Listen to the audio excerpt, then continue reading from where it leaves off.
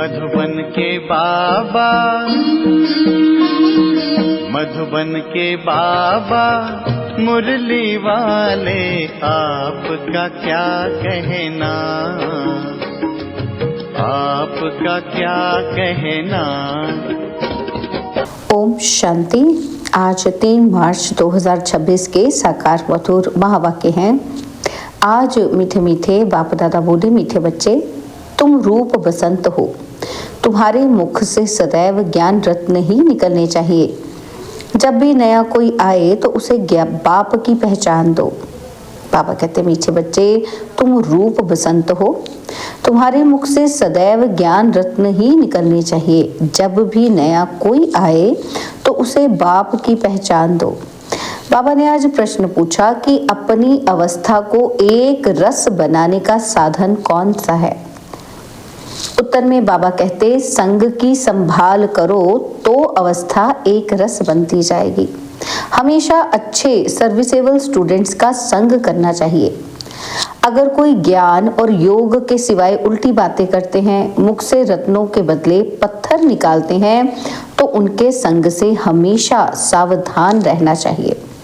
गीत है, रात के राही थक मत जाना, सुबह की मंजिल दूर नहीं। ओम शांति। ज्ञान और विज्ञान, इसको कहेंगे अल्फ और बे। बाप ज्ञान देते हैं अल्फ और बे का। दिल्ली में विज्ञान भवन है, परंतु वह कोई अर्थ नहीं जानते। तुम बच्चे जानते हो ज्ञान और योग। योग से हम पवित्र बनते हैं, ज्ञान से हमारी चोली रंगती है, हम सारे चक्र को जान जाते हैं। योग की यात्रा के लिए भी ये ज्ञान मिलता है। वह कोई योग के लिए ज्ञान नहीं देते हैं, वह तो स्थूल में ड्रिल आदि सिखाते हैं। यह है सूक्ष्म और मूल बात। गीत भी उनसे ताल्लुक रखते हैं। बाप कहते हैं, हे बच्चों, हे मूल वतन के राही, पतित पावन बाप ही सर्व का सदगति दाता है। यही सबको रास्ता बताएंगे घर जाने का। बाबा ही सबको रास्ता बताएंगे घर जाने का। बाबा कहते, तुम्हारे पास मनुष्य आते हैं समझने के लिए। किसके पास आते हैं? प्रजापिता ब्रह्मा कुमार कुमारियों के पास आते हैं। तो तुमको उनसे पूछना चाहिए। क्या पूछना है? कि तुम किसके पास आए हो। मनुष्य साधु संत महात्मा के पास जाते हैं, उनका नाम भी रहता है कि फलाने महात्मा जी। यहाँ तो नाम ही है प्रजापिता ब्रह्मा कुमार कुमारी। बीके तो ढेर हैं। तुमको पूछना है कि किसके पास आए हो। प्रजापिता ब्रह्मा तुम्हारा क्या लगता है? वह तो सबका बाप ठहरा ना। कोई कहते हैं, आपके महात्मा जी गुरु जी का दर्शन करें। बोलो, तुम गुरु कैसे कहते हो? नाम ही रखा हुआ है प्रजापिता ब्रह्मा कुमारी, तो वह बाप हुआ ना कि गुरु। प्रजापिता ब्रह्मा कुमार कुमारी माना ही इनका कोई बाप है, वह तो तुम्हारा भी बाप ठहरा। बोलो, हम बीके के बाप से मिलना चाहते हैं। प्रजापिता का नाम कभी सुना है? इतने बच्चे और बच्चियां हैं, बाप का मालूम पड़े तब समझे कि बेहद का बाप है। प्रजापिता ब्रह्मा का भी जरूर कोई बाप होगा। तो कोई भी आते हैं, उनसे पूछना है कि आप किसके पास आए हो। बोर्ड पर क्या लिखा हुआ है? जबकि इतने ढेर सेंटर्स हैं, ब्रह्मा कुमार कुमारी इतने हैं, तो जरूर बाप होगा, गुरु तो हो ना सके। पहले तो ये बुद्धि से निकले, समझें कि ये घर है, कोई फैमिली में आया हूँ। हम प्रजापिता ब्रह्मा की संतान हैं, तो जरूर तुम भी होंगे। अच्छा, वह ब्रह्मा फिर किसका बच्चा है? ब्रह्मा विष्णु शंकर का रचयिता तो परमपिता परमात्मा शिव है। वह है ही बिंदी, उनका नाम है शिव। वह हमारा दादा है। तुम्हारी आत्मा भी उनकी संतान है। ब्रह्मा के तुम भी संतान हो, तो तुम ऐसे कहो कि हम बाप दादा से मिलना चाहते हैं। उनको ऐसे समझाना चाहिए जो उनकी बुद्धि चली जाए बाप की तरफ। समझें कि मैं किसके पास आया हूँ। प्रजापिता ब्रह्मा हमारा बाप है, वह है सब आत्माओं का बाप। तो पहले ये समझो कि हम किसके पास आए हैं। ऐसे युक्ति से समझाना है जो उनको पता पड़े कि ये शिव बाबा की संतान है, ये एक फैमिली है। उनको बाप और दादा दोनों का परिचय हो जाए। तुम समझा सकते हो, सर्व का सद्गति दाता निराकार बाप है। वह प्रजापिता ब्रह्मा द्वारा सर्व की सद्गति करते हैं। उनको सब पुकारते हैं। देखते हो ना कि कितने बच्चे हैं जो आकर बाप से वर्षा लेते हैं। पहले उनको बाप का परिचय मिले, तब समझें कि हम बाप दादा से मिलने आए हैं। बोलो, हम उनको बाप दादा कहते हैं। नॉलेजफुल पतित पावन वह शिव बाबा है ना। फिर समझाना चाहिए कि भगवान सर्व का सद्गति दाता निराकार है। वह ज्ञान का सागर है। ब्रह्मा द्वारा बेहद का वर्षा ले रहे हैं, तो वह समझे कि ये ब्रह्मा कुमार कुमारियां शिव बाबा की संतान हैं। वही सबका बाप है। भगवान एक है। वही आदि सनातन देवी देवता धर्म की स्थापना करते हैं। वह स्वर्ग का रचयिता, सर्व का बाप भी है, टीचर भी है और गुरु भी है। सृष्टि के आदि मध्य अंत का राज समझाते हैं, अर्थात त्रिकालदर्शी बनाते हैं। जो भी देखो समझने लायक है तो उनको ये समझाना चाहिए। पहले तो पूछो कि तुम्हारे कितने बाप हैं, लौकिक और पारलौकिक। बाप तो सर्वव्यापी हो न सके। लौकिक बाप से ये वर्षा मिलता है और पारलौकिक से ये वर्षा मिलता है। फिर उनको सर्वव्यापी कैसे कह सकते हैं? यह अक्षर नोट कर धारण करो। ये समझाना जरूर पड़ता है। समझाने वाले तुम ठहरे। यह घर है, हमारा गुरु नहीं है। देखते हो कि ये सब ब्रह्मा कुमार कुमारियां हैं। वर्षा हमको निराकार शिव बाबा ही देते हैं, जो सर्व का सद्गति दाता है। ब्रह्मा को सर्व का सद्गति दाता, पतित पावन लिबरेटर नहीं कहा जा सकता। यह शिव बाबा की ही महिमा है कि जो भी आए उनको यही समझाओ कि ये सर्व का बाप दादा है। वही बाप स्वर्ग का रचयिता है। ब्रह्मा द्वारा विष्णुपुरी की स्थापना करते हैं। ऐसे तुम किसी को भी समझाएंगे तो फिर बाप के पास आने की दरकार ही नहीं रहेगी। वह तो हिरे हुए हैं। कहेंगे गुरु जी का दर्शन करें। भक्ति मार्ग में गुरु की बहुत महिमा करते हैं। वेद शास्त्र यात्रा आदि सब गुरु ही सिखलाते हैं। तुमको समझाना है कि मनुष्य गुरु हो नहीं सकते। हम ब्रह्मा को भी गुरु नहीं कहते। सतगुरु एक है। कोई मनुष्य ज्ञान का सागर हो नहीं सकता। वह सब हैं भक्ति मार्ग के शास्त्र पढ़ने वाले। उनको शास्त्रों का ज्ञान कहा जाता है, जिसको फिलॉसफी कहते हैं। यहाँ हमको ज्ञान सागर बाप पढ़ाते हैं। यह स्पिरिचुअल नॉलेज है। ज्ञान सागर ब्रह्मा विष्णु शंकर को नहीं कह सकते, तो मनुष्य को कैसे कह सकते हैं? ज्ञान की अथॉरिटी मनुष्य हो न सके। शास्त्रों की अथॉरिटी भी परमपिता परमात्मा को कहा जाता है। दिखाते हैं परमपिता परमात्मा ब्रह्मा द्वारा सभी वेदों शास्त्रों का सार इनके द्वारा समझाते हैं। बाप कहते हैं मुझे कोई जानते ही नहीं, तो वर्षा कहाँ से मिले? बेहद का वर्षा बेहद के बाप द्वारा ही मिलता है। अब ये बाबा क्या कर रहे हैं? यह होली और धुरिया है ना। ज्ञान और विज्ञान अक्षर सिर्फ दो हैं। मन मना भव का विज्ञान देते हैं। मुझे याद करो तो तुम्हारे विकर्म विनाश होंगे। तो ये ज्ञान विज्ञान है, होली और धुरिया। मनुष्य में ज्ञान ना होने के कारण वह तो एक दो के मुख में धूल डालते हैं। है भी ऐसे। गति सदगति किसी की भी होती नहीं, धूल ही मुख में डालते हैं। ज्ञान का तीसरा नेत्र किसी को भी है नहीं। दंत कथाएं सुनते आए हैं, उनको कहा जाता है ब्लाइंड फेथ। अब तुम आत्माओं को ज्ञान का तीसरा नेत्र मिला है। तुम बच्चों को बाप से वर्षे की प्राप्ति के लिए राय देनी है, तो उनको पता पड़े ये वर्षा ले रहे हैं ब्रह्मा द्वारा और कोई द्वारा मिल नहीं सकता।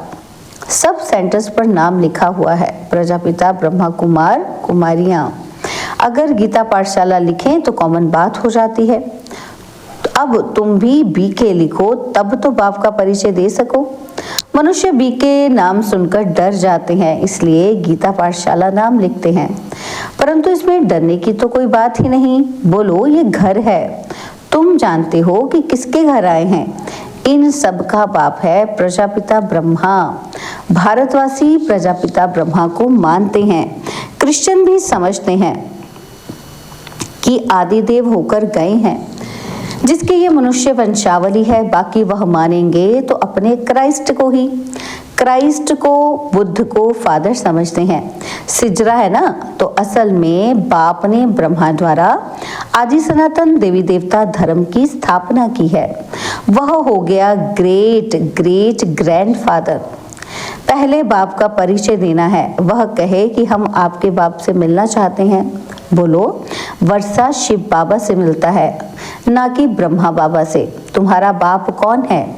गीता का भगवान कौन है? आदि सनातन देवी देवता धर्म की स्थापना किसने की? बाप नाम कहने से समझेंगे कि ये सब ब्रह्मा कुमार कुमारियां शिव बाबा की औलाद हैं। वर्षा मिलता है शिव से, ब्रह्मा द्वारा गति व सदगति का। वह इस समय हमको जीवन मुक्ति दे रहे हैं, बाकी सब मुक्ति में चले जाएंगे। यह ज्ञान तुम बच्चों की बुद्धि में रहना चाहिए। कोई भी आए तो उनको समझाओ। किसको मिलना चाहते हो? वह तो हमारा भी और तुम्हारा भी बाप है। गुरु गोसाई तो है ही नहीं। यह तो तुम समझते हो जैसे कि होली धुरिया कराते हो। नहीं तो होली धुरिया का कोई अर्थ ही नहीं निकलता। ज्ञान से चोली रंगते हो। आत्मा इस चोली के अंदर है। वह पवित्र बनने से शरीर भी पवित्र मिलेगा। यह तो पवित्र शरीर नहीं है, ये खलास हो जाना है। गंगा स्नान शरीर को कराते हैं, परंतु पतित पावन बाप के सिवाय कोई है ही नहीं। पतित आत्मा बनती है तो आत्मा पानी के स्नान से पावन हो ही नहीं सकती। ये किसी को भी पता नहीं। वह तो आत्मा सो परमात्मा कह देते हैं। आत्मा निर्लेप है। अभी जो सेंसिबल बने हैं वही धारण कर और करा सकते हैं। जिन बच्चों के मुख से सदैव रत्न ही निकलते हैं उनको रूप बसंत कहा जाता है। सिवाय ज्ञान विज्ञान के बाकी आपस में कुछ भी लेन देन करते हैं, गोया पत्थर ही मारते हैं। सर्विस बदले डिसर्विस करते हैं। 63 जन्म एक दो को पत्थर मारते आए। अब बाप कहते हैं तुमको ज्ञान विज्ञान की बातें कर दिल को खुश करना है।